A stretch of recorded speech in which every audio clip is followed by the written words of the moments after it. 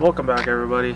I probably won't be talking too much. I just got my wisdom teeth pulled a couple days ago, so I don't know how well you guys are gonna be able to hear me, and or if I'm gonna be talking very much. But I need to get this content out to you guys, so hopefully you guys enjoy it. Just continue with the control arms and stuff. So yeah, let's get to it. Hopefully we can bleed the brakes and bleed the clutch today too. So. Alright, so I'm going to start by taking off the front wheels. Gravity bleeding is probably the best way to bleed the brake system the best, to get like the best pedal feel. With these cars at least. I don't know about others. But gravity bleeding is going to be taking the most time. So the sequence of bleeding the brakes here on this car is actually not starting from the furthest. It's actually the front passenger driver rear, and then the passenger rear is going to be the last. So it's like completely opposite of how you're supposed to bleed them. But yeah, let me start by taking the front wheels off and hooking up my tube and start this gravity bleed. And then after that, I will start on the upper control arms on the rears and kind of just work my way around. So yeah, let's get to it.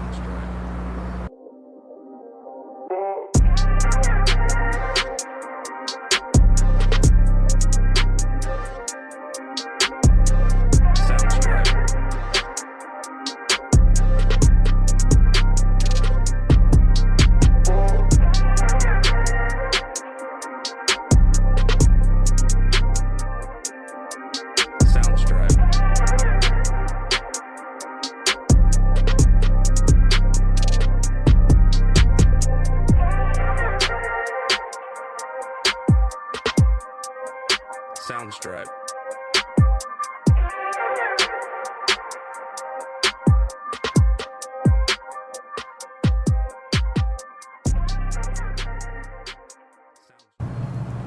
So right now I have the bleeder open. It's slowly coming out, coming down into my bucket, or bottle. So yeah, just let it slowly do its work, and hopefully it bleeds out correctly and we'll have better pressure.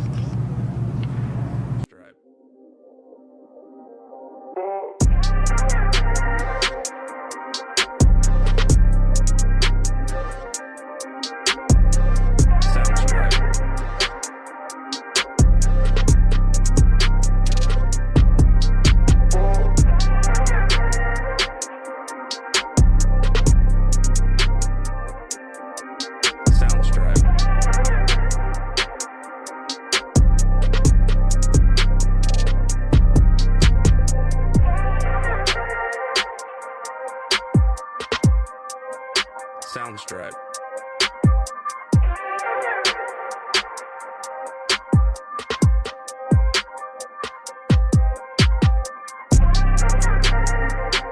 Soundstripe.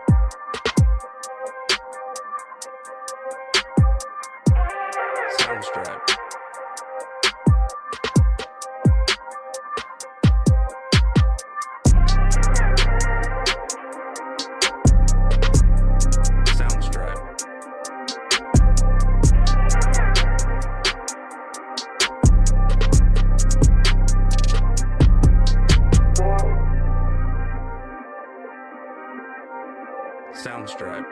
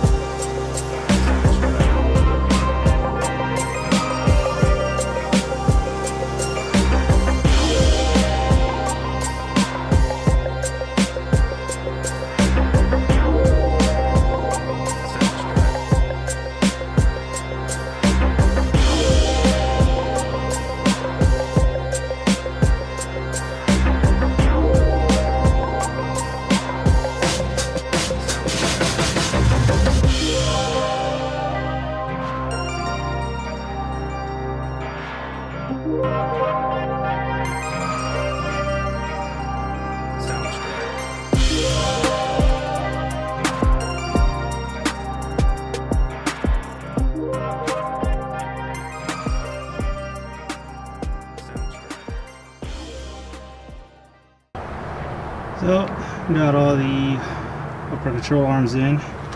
These are the fronts.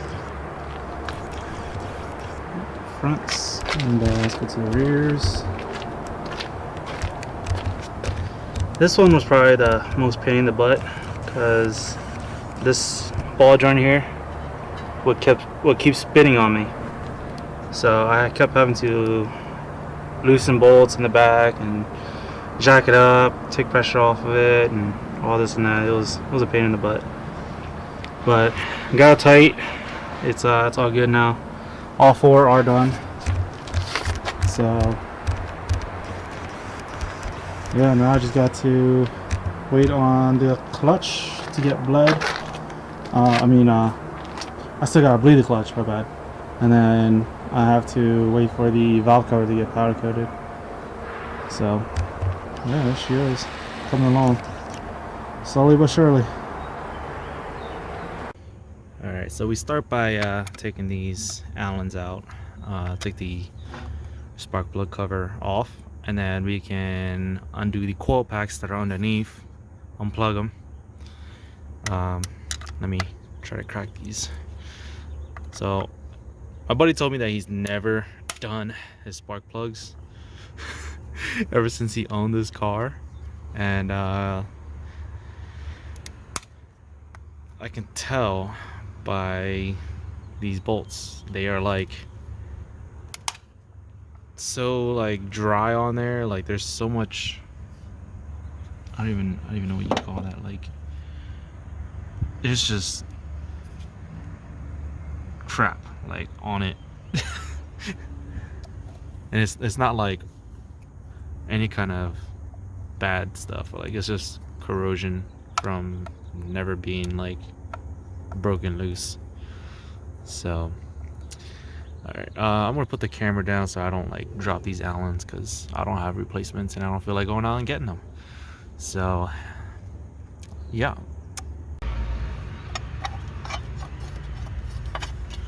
Voila, spark plug coils. Alright, so I'm just gonna go ahead and mark these coil packs 1 through 4.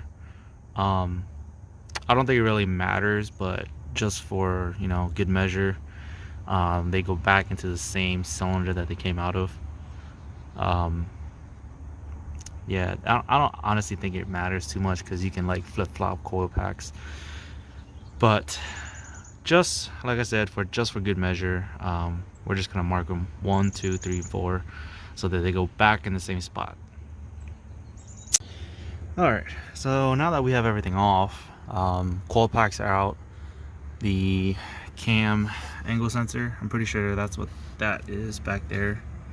That's out. The coil pack harness is out of the way, tucked away. PVC valve is out, dipsticks out, blow by hose out. All there's left to do should be to just take the bolts here and there off, and this thing should just pull out. All right, let's try to pull this off. It's probably gonna be like seized on there, so hopefully I don't drop any of these grommets.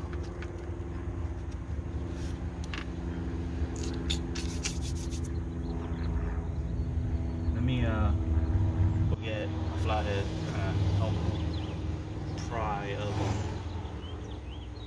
I don't want to pry too hard and like indent the head, but it needs a little help.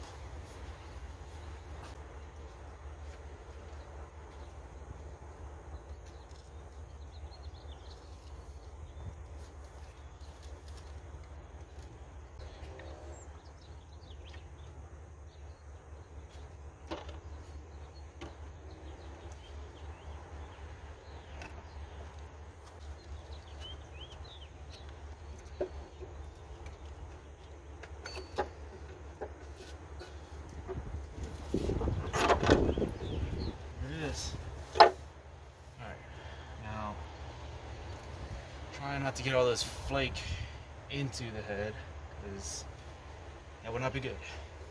So nice and careful.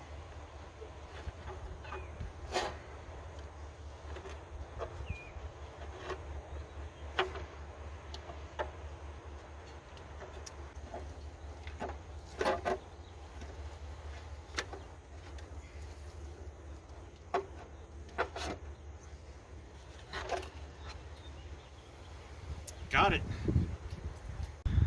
All right. Yeah, you can definitely tell this thing is a 80,000 mile engine. It doesn't have all the oil stains, and it's pretty well taken care of. Got the exhaust cam on the left here. Got the intake cam. Yeah. Doesn't seem like we got any of the flakes in there. Definitely want to be careful here. Bunch of leaves and old flakes. Probably should have tried cleaning this stuff out first, but yeah, just gotta be careful there. At least it's like big pieces and not like little tiny pieces. Big pieces I can at least fish out a little better. So I'm gonna go get some rags, cover this up, because it's gonna be sitting without a cover for probably like a couple days. So yeah, I'm gonna cover it up, kind of clean it up, make sure oil's not leaking all over the place, and yeah, go from there. All right, so I already went ahead and pulled these grommets out, the rubber grommets right here, all 4 of them. So when it goes to powder coating, it needs to have like no like rubber, plastic, or anything. So everything needs to come off of it. And my brother, who is going to be coating this, he did mine on my S2000 and it came out very, very good. So he will tape off or plug all these holes so that it doesn't get into the threads and or into the cam sensor hole. Everything will get plugged where it needs to be so that it doesn't get damaged. This will come off. I'm gonna tell him that the PVC hole will need to get plugged. He's done it before, so The AP2 valve cover is a little bit different compared to my AP1 valve cover. AP1, it doesn't have this threaded PCV or PVC, however you want to call it. I forget, but yeah, it doesn't have this thread hole. Mine's just like a little plastic valve that you just kind of plop right in. So yeah, that's about it, I think. I did cover up the exposing internals so that nothing can get inside, kind of tucking it in so that nothing really gets inside. And then also this back corner, the engine kind of like tilts to, like slants to the side, so I don't want any oil or leftover oil that's still in the head to get all over his exhaust manifold and burn up when he turns it on. So yeah. All right, I got the car pretty much done. All that's left is bleeding the clutch and the valve cover. I'm still waiting on the valve cover at powder coat, but the clutch, I need someone else to come help me pump it, which probably just grab my wife. But yeah, other than that, everything's pretty much done. Control arms were a pain in the ass. The ball joint, the stud would just keep spinning, so I would have to kind of jack it up and kind of just play around with it, kind of put pressure on it, take pressure off of it. But got them all done. Pulled a lot of the camber out of it, which is really good. You know, you don't want that camber wear. But yeah, other than that, just valve cover and clutch, and this thing should be back on the road. So stay tuned. Soundstripe. Voila! Let's see it! Shoo! Boy!